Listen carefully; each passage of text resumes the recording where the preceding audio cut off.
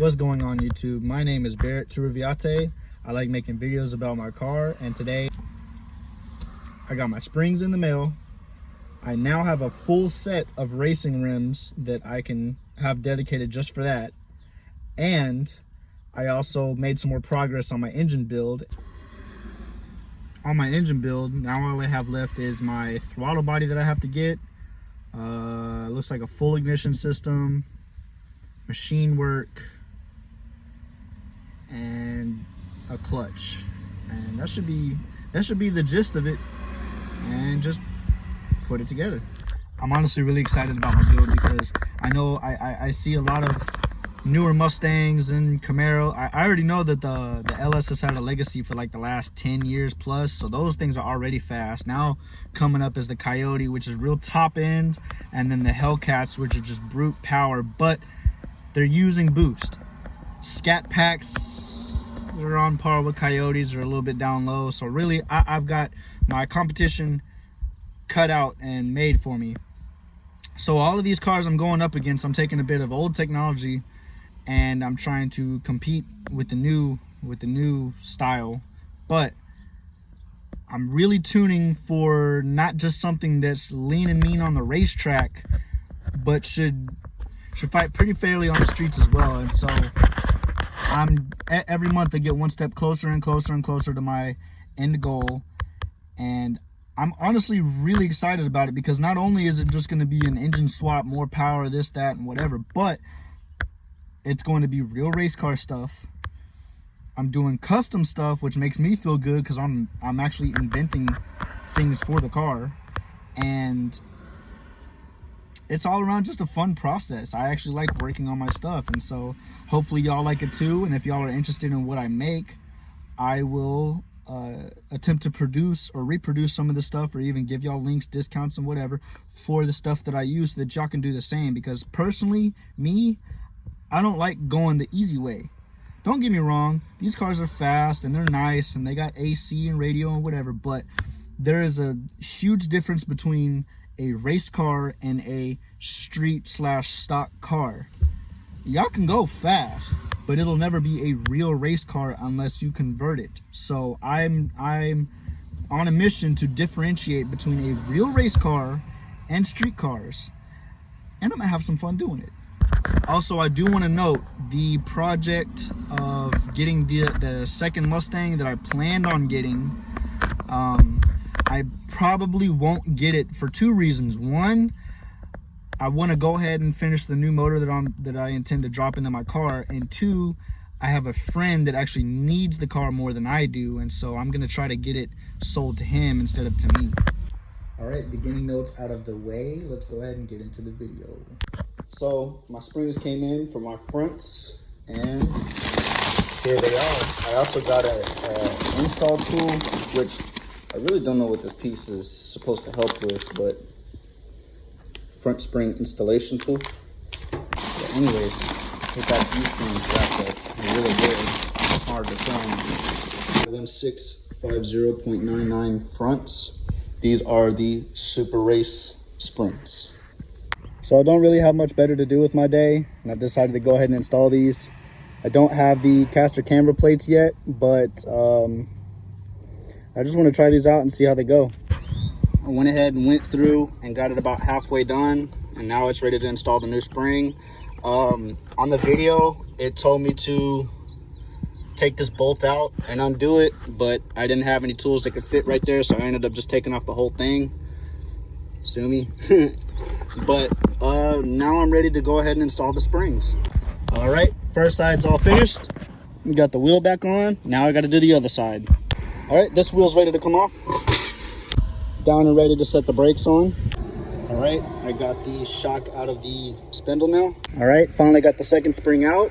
All right, so putting it back together actually went a little bit smoother this time. Last time I had to unscrew the bottom just to get the top back into the sway bar, but I was smart this time. I ended up using my legs on the jack with my hands over here. Kind of a bummer sometimes, but I don't always have a second set of hands, so I guess I can teach you how to work completely by yourself and still get it done. So now I have the shock bolted back into place and tightened down. I finally got the second wheel back on, everything put together, and and now it's ready for the drop so I can see how much lower I got. Car is now down, and this is how much it's been lowered.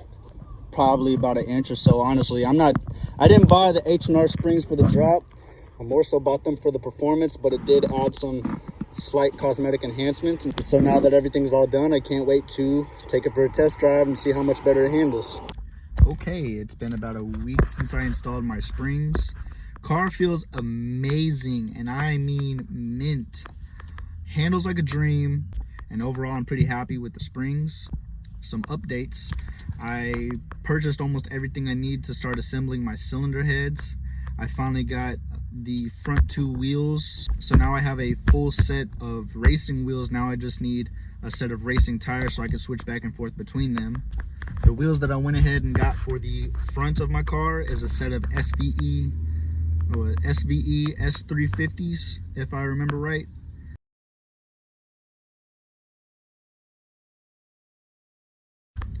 And unfortunately, I got good deals on them. They're brand new.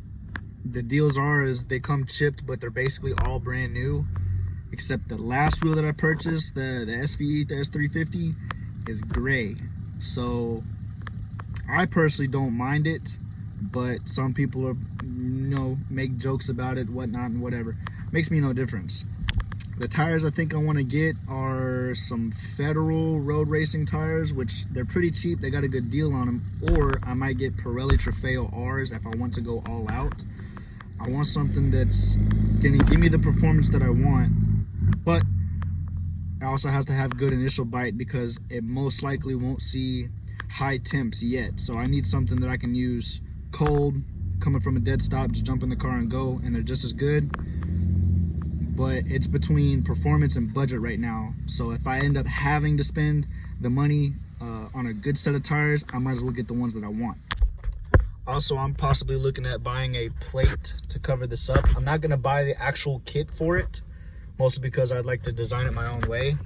I'm gonna buy just a flat plate across the back of it and do a battery relocation because I have some plans for the engine bay as well. Beautiful day out here in Baytown, Houston area. Going along with the battery relocation, this is going to be out of the way, and then I actually need to move this tank into this spot because whenever I install the Ford small block, the intake is going to go straight to the front, and then I'm going to have an inlet right here. So whenever I'll show you whenever I close the hood, but I called Canton, they gave me a rough price estimate, and so I'm going to have this tank moved over to where the battery is, and so that way it's still nice and open right here.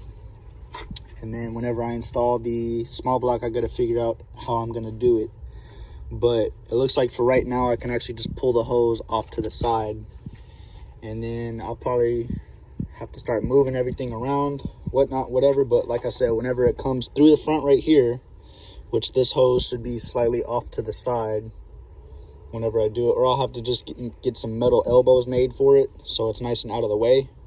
And then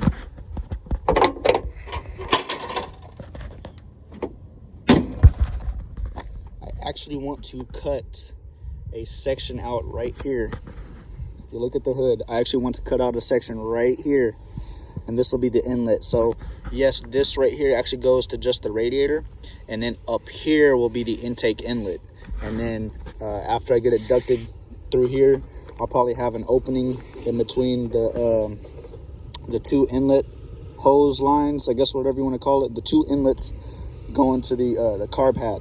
And then I'll have a air outlet right here ducted from the radiator, and I might do some on the sides also going towards the mirrors. Overall, I know it's a tough time for everybody with this virus stuff going on, and not everybody's making the money that they need to, but I would say it's been a fairly good month for me, and I keep making more and more progress every month. So if you like my videos, I'm gonna keep trying to make more, come up with more content, and if you could, please like and subscribe, and maybe even click the notification button on the videos. So until the next video, see y'all later.